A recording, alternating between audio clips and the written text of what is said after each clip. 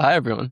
Welcome to the Next Build podcast. Today, we have a special guest, David Wilson. If you could please introduce yourself. Mason, thank you for inviting me. It's great to be here. So, David Wilson, I am EVP of Digital Marketing at Zozimus. We're a Boston-based digital marketing agency. What does that mean? It means that I oversee our paid team, SEO, social media, data analytics, and AI. So, obviously, it seems like you're in a lot of different things. I want to kind of jump into a term that you're known for, you're kind of coining. Can you explain? People haven't seen you before. What is this special term, search everything optimization? Give us a little bit on that. Well, historically, so for the last 20 years, as marketers, digital marketers, we've all had one playbook that said Google on it. And whether you did paid marketing or whether you did SEO, you just used the Google playbook. But since AI, since vertical videos with TikTok, we've seen our audience that used to be on Google now be dispersed across all of these different platforms. And so what we're seeing from the data is that not only are people consuming content across these different platforms, but they're also researching products. So they're not just going to Google and typing in, best B2B software product, right? They're using ChatGPT and they're using a longer prompt around that, around best B2B profit, software for a small under 25 business, right? They're on the social platforms, right? So from a B2B standpoint, we think of LinkedIn. It's not just LinkedIn. Your B2B works across all of these platforms, but also B2C, where people are also doing those same searches, right? So whether you're on TikTok, you're on YouTube, second biggest search engine in the world, or you're in Meta with Facebook and Instagram, people are searching and trying to learn about, they have a problem they're trying to solve, and they're trying to understand how they can get that solved. And then if you come up as a solution for that, and they're doing that across all of these different platforms and not just on Google. So give me a little bit on exactly what companies should be doing. What actionable steps are there for most business owners that they should be doing this? What are you generally recommending? You have your SEO team, you have some sort of email list. What are other things that people haven't really tapped into that you're really recommending people start using now? So my favorite platform for the last 6 to 9 months has been YouTube. As I said, it's a huge search engine. A lot of people are using it. I think from a brand perspective, there is something about seeing a video, whether it's organic or paid, show up in a living room TV. If you look at the YouTube stats, the numbers are quite high. And we have clients who is like 40% of their impressions are now on living room TVs. That changes a conversation, right? If you're a small business and it's like, how can I make myself look bigger in the local market? Well, for the cost of doing some video production, you can now appear on YouTube for that. And what the small businesses are typically not doing, or what businesses are not doing a good job of it, in the description, actually describing what the situation is. So, I might be solving a problem that is common in my industry. So you would describe in the description what the problem is, because that's what people are searching for. And then you're going to explain about how you fix it with a link to your website. So all of that is encapsulated within the description. You're going to do the same across the other social media platforms that you're on. If you're, if you're doing focusing on AI, right? So that becomes like a prompt. So now you're understanding people are searching for this problem. And now here's the answer that I have, so the AI can ingest it, right? So it's understanding what your target audience is looking for. What are the problems they're trying to solve, and then injecting that problem and that solution in the captions on the third-party websites or on the copy on your website. Okay.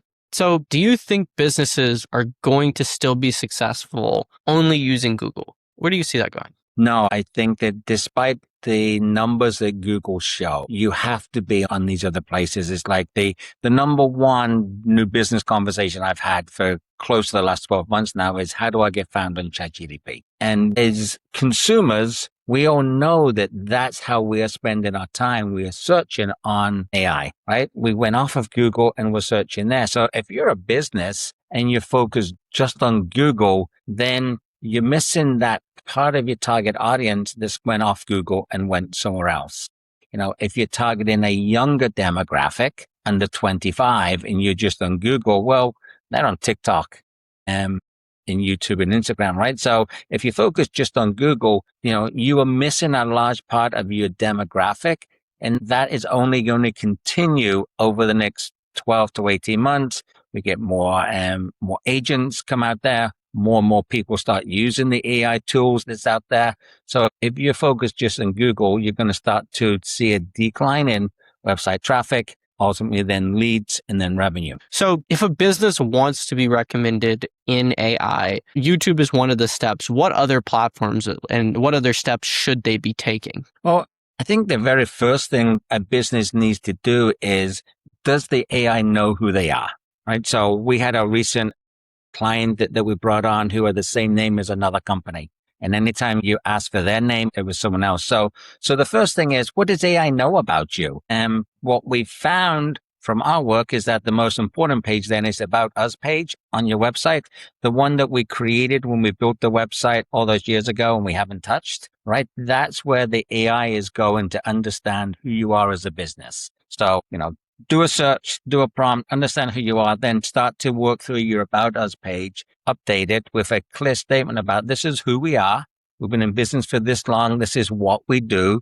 It's why we do it really well. So maybe there's some client testimonials, right? There's some reviews if you're in the B2C space, and things like that are all neatly in there. So that's the first part, right? Do they know who we are? If they don't, let's get in there. If they have wrong information, let's get that fixed. And then the next phase, what are the prompts that people are asking in my area? And there's a variety of different tools that allow you to do that. So once you understand what those prompts and questions are, then you find out, do I show up for them?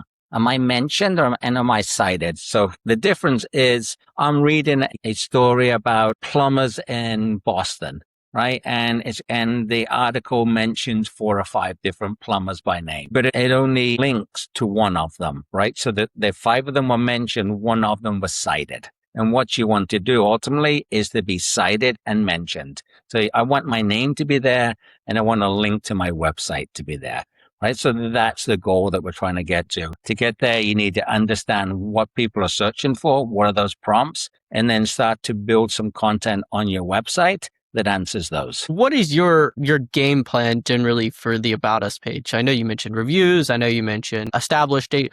What are the key things that you're really making sure people are having on their About Us page? What are the steps? I think the very first thing, and we actually see this across all pages that work well with AI, is an opening 1 to 2 sentences, like opening paragraph that really explains what that page is about. And we don't think about it that much when we're writing content about a page, and we don't think about it that much.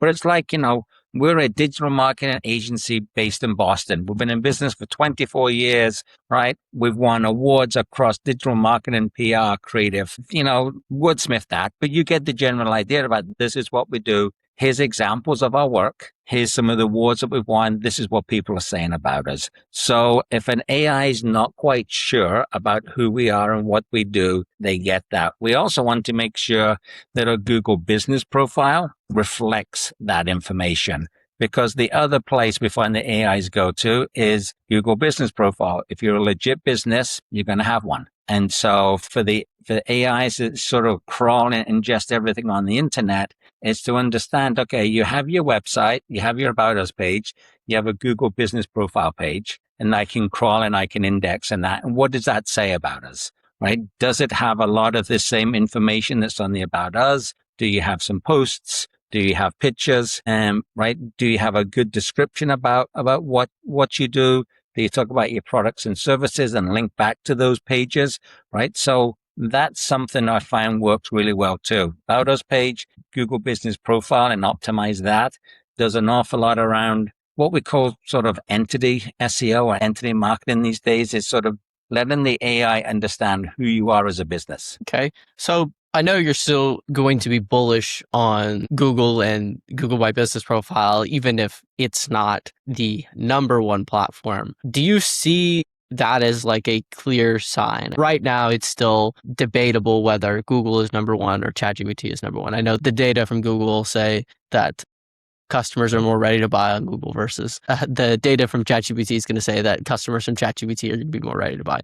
Where do you see that inevitably going? Do you see that inevitable decrease to number two, or is it going to be much worse? I think that Google's always going to have a sizable percentage of the market just because generationally we've used it for 20 plus years. And, you take 10% away and you put that on ChatGPT, and those are still some pretty big numbers from AI. I think it becomes a question though about not just the number of people, but the type of searches, like where is my target audience and where can I get them? If I go to Google and all of those top of those funnel searches are AI driven, because Google's just taking them up and they're pushing paid traffic down and they're pushing SEO traffic down. As a business, it's really difficult for me to reach that person who's making that, plumbers near me sort of search.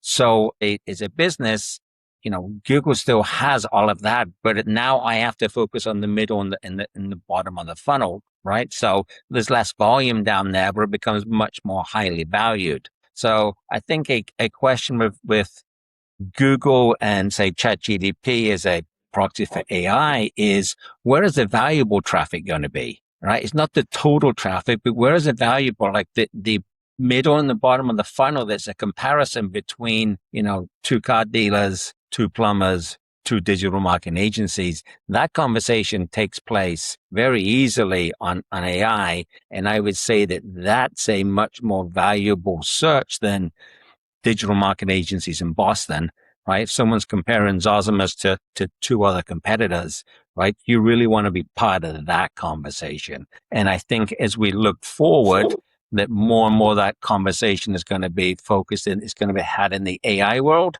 whether that's us asking it in ChatGPT or whether that's an agent coming and, doing that research and bringing us to it. So, I think, as I said, Google might have the majority of the traffic, but I think the really valuable traffic is moving off of Google and into these other places. Okay, I definitely can see that. So if AI is recommending businesses directly, and that's kind of where we're going, instead of users searching for them, how do you think that's going to fundamentally impact the comparison and the product analysis phase? Like, how do you think that will impact, and how should customers and also business owners be thinking about making sure they're making the right decisions when they're asking these AI questions? Well, it's interesting because I find that AI has a inherent trust factor built in. So, tangent story, we have an old Buick car and I wanted to get an Apple Play into it, right? So go down ChatGPT. I'm like, I want to do this. Can I do it? Like, is it difficult? And it's like, take me a picture of the car. And it's like, okay, it's this year. This is what you can do. Now you have an easy option and a hard option. And I'm like, well, I don't want to do the hard option. It's an old Buick. Like, what can you do? And it walks me through it. You can do this and this and this, and it'll plug into it still has a cigarette in that will power it, blah, blah, blah. And I'm like, great. How do I do that? And it's like, here's the link to Walmart, and click through and buy it. And it was here in 24 hours. There was no other products part of that. Now, ChatGPT started with all of those AirPlay products, right? But based on what I was looking for and the questions I asked, it narrowed it down and say, this is the one. And I think that for businesses, they have to start to take a look and see as part of this buying journey, like, what are the questions that people are going to ask and the AI is going to ingest, and what do I do about that? So, two examples: work with a company in the senior living space. Senior living companies notoriously don't put price in on the page. Some do, but most don't. But if I'm asking AI, my parents are this age, they're looking for, a senior living facility in, north of Boston, this is sort of lifetime they look. Well, if it's AI is finding two with pricing and two without, the two without pricing get excluded because they can't answer that part of the question the AI is looking for, right? So you have to walk through that. Think as a consumer that says, what are all the things that I'm looking for? And do I want to put that information on my website? Now, there's some companies that will say, no, I don't want to. That's perfectly fine. That's a business decision, not an SEO decision. That's a business decision. You might lose SEO traffic or AI traffic from it, but that's a business decision. It's the same with, a comparison between, my B2B software and two others, right? As a business owner, am I going to mention my competitors on my website in a nice comparison chart? That's a conversation we haven't the last 12 months because it's always been, no, we will never mention a comparison, a competitor on a page. And like, but AI is going to compare you to these two competitors. Do you want to build that page and have that be the source of truth that AI is going to use? Or do you want AI to pick another page and have that? Right. So as part of this buying process that you go through from a business, you have to look at all of those components as part of that buying decision and look and seeing is, do I have that information on my website that's easily accessible? If I do, great. If I don't, what are the gaps? And then how, can I add it? And do I want to add it? And how will I add it? So right now, it's still super important that we're having the relevant content for AI. Over the next 5 years, how important will the website become? Do you still see that as being the most important vehicle and tool for the business owner? Or is it going to be something else? Great question. I think we're heading rapidly into if you just take the website, there's always been for humans, pretty pictures, videos, graphics, all of that we as humans can interact with. And we're moving into this agentic piece where that website has to work for me as a human, but it's got to work for that cloud agent, that OpenAI agent that's answering a question and has to pull that information. So I think, over the next 18 months, 24 months, that becomes really important, right? How does the agent pull the information from that? If you look out 2030, so we're talking 4 years from now, then I think that the AI will know enough about who you are as a business because it's ingested everything. It knows about your website, but it knows about your Google business, it knows about your LinkedIn, right? It knows where you are and all of these other platforms, what people are saying about you, how you're interacting with them.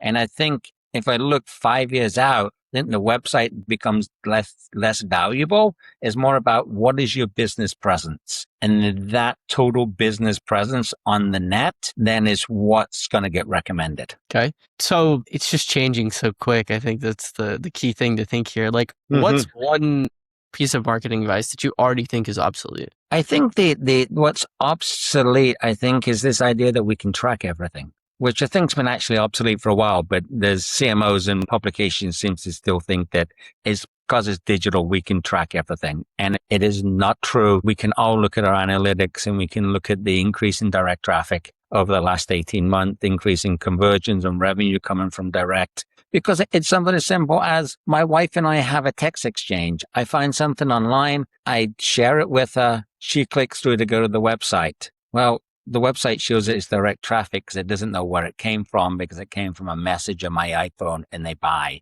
You can't tell then, like, what triggered that. Well, it could have been a great ad on Instagram or TikTok that triggered my interest that I shared with my wife and she clicked through and she bought. But your marketing will never know that. All you know is it came from that. So I think that businesses that cling to, I need attribution on every single sale. It's not last click. It hasn't been for a while. But I think that's a tactic that people are just still overly focused on. And it's just not working. I personally can see, like, even some just looking at analytics from Google Search Console, the numbers don't match in specific places and none of it makes sense. It's like they're guessing too. They're no better than you are at guessing on where the user traffic's coming from or what the total amount of user traffic is. They're like, I think it's this number, but if it's not that one, here's the other number. It could be as well. But yeah, I mean, that's so true. And even the difference for most small businesses, they'll probably go to Google Search. If they go to Google Search Console, right, they're going to see the 1,000 results because that's what they get. But if you use a free API, you can get 25,000, right? The data's there, but Google's just not sharing it. So, and we can all look at how much traffic you get, and you're like, well, Google Search Console is giving me, 30% of the clicks. Well, I'm supposed to make page recommendations and keyword recommendations off a fraction of the data. Yeah, I think that's an interesting thing. Their recommendations are only a subset of the market versus the total market when you consider in all of your traffic and attribution from LinkedIn, TikTok, YouTube, and all the other platforms. It's a small slice of the pie, but people are using that for all of the recommendations. Exactly. Yeah. So AI, which marketing jobs do you think are going to go kind of obsolete? And then what do you think are going to be more valuable as AI becomes more popular? I think we're seeing, based on sort of the growth in Claude and Codex over the last 6 to 8 months, I think that coding jobs entry level are going to be a challenge for businesses, for people.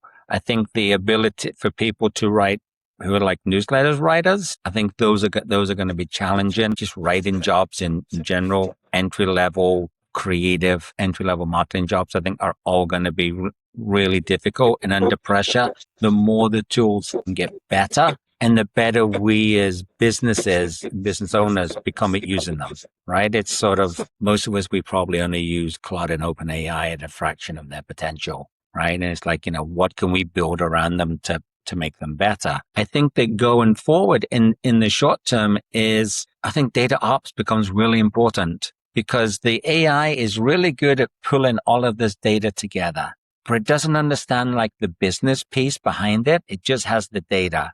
And I think you need that human viewpoint to go through and say, yeah, I see that data point, but I was in a meeting with the client last week, and like, that's not that important to them, but this other data point is, right? So be able to look at the trends. And I think that's going to be a really important job going forward. I think that a new one that's not out there at the moment is someone who's going to be managing agents.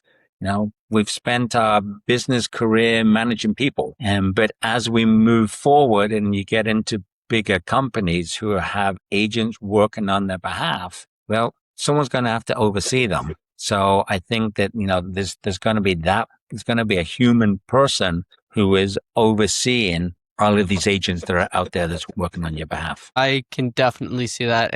And 9 times out of 10, even people that are helping us and working on our software, Zaptime, it's less about writing the code and more about managing the agents. I've seen that just firsthand, but it's just changing. It changes so quick. Back on you. If you were to start from scratch and starting your agency over, what would it look like today? What would you have done differently? I think the first thing I would do would probably take a week or two to understand what is it I'm trying to solve versus what is the product I'm trying to sell. Right? I'm trying to solve for this, I'm going to sell this, and then work backwards on what does that process look like? Because I think if I'm starting an agency from scratch, I want it to be an AI native agency, right? Infused with AI from the beginning. The moment we're all trying to sort of, add AI on top of an existing infrastructure. Sometimes that's easy. Sometimes that's really hard. But if I was starting from scratch, the first thing I would do would be look at all of the processes that I have, and then look and see is, what can I and where can I infuse AI? Like, so here's an example of sort of how we would do that. And from an SEO standpoint, one of the tools we were talking about was Google Search Console, right? So I can pick your AI tool of choice, run me a report every week that says, here's my website. These are the pages that lost clicks and impressions over the last 30 days compared to previous period or previous year, right? So, I don't have to do this manually. It just shows up, and then it gives me a reason why. And then I can have my AI agent go and research it and figure that out. Like, what happened? Was there a new competitor? Was there a SERP change? Like, what happened? And based on that, then I can come up with some recommendations that go to the client. So that's a process that would have taken a day, 2 days to a client. Now it becomes a morning, and that involves human feedback going back and forth and saying, that's not quite true. Can you check this, right? Here's some clarity. But that's a way that I would be able to do that and that I couldn't do before. And I think the other way from you have to get your name out there. I think podcasts are a great way to do that. I'm really big onto video. You can use something like HeyGen to create your own avatar, which means now I can just create videos that look and sound like me, in 5 minutes and get them up on social media. So, I can build a whole social media team and library using the AI tools that's out there. So now I have these processes in place to help me deliver products quicker and better than I could in the past. And now I'm leveraging AI from a marketing standpoint to get out there and sort of publicize and promote myself. Two things which would have been looked very differently 5 years ago. What is the single best piece of advice for business owners that kind of feel overwhelmed by some of this AI stuff that's out right now? I would just do one thing. What I would say is for small business owners, a lot of the times it's like they need to do more, but they don't know what they need to do. And they're running the business and, they've got all these other things. The first thing I would do is circle back to the point we had earlier. It's not perfect. I would hook up Claude or OpenAI to your analytics. And I would just ask it questions. Where are my customers coming from? Right? What parts of the country? Are they international? Right? What's my shopping cart look like? Okay, so leads, like where are my leads? Like get a sense for what is actually going on in your business, because I think that will give a business owner some comfort about, okay, I'm spending some money. I have a better sense now about what's going on. And then the AI can then help you say, okay, so it looks like my organic traffic is really low compared to these others, or I'm getting no social media traffic. And now I can start to develop a plan around increasing social traffic or increasing SEO. But I would hook it up to AI. It's getting really good from an analytics standpoint, and just ask it questions. What's going on? What's working? And what can I improve? Where can business owners listen and connect with you today? Probably the best thing is on LinkedIn. That's the best place to reach me. So it's Wilson David R. I would just send people there. And then is there anything that the Next Build community can do for you? Do you have any cool workshops or anything else coming up here soon? We don't, but I've really enjoyed the sort of the back and forth and the conversations around this. This is a topic I talk a lot about because it's rapidly changing. So the ability to sort of take this moment in time to have this, we'll probably look back on this together in 9 months or 12 months and look and see, what did we get wrong? Or what did I get wrong? Right? And what did I get right? But yeah, it's an interesting point in marketing. So to be able to have these discussions about what's going on and what we're seeing, and hopefully somebody can listen, it can help them grow their business a little more than they were. Thank you, sir. Awesome.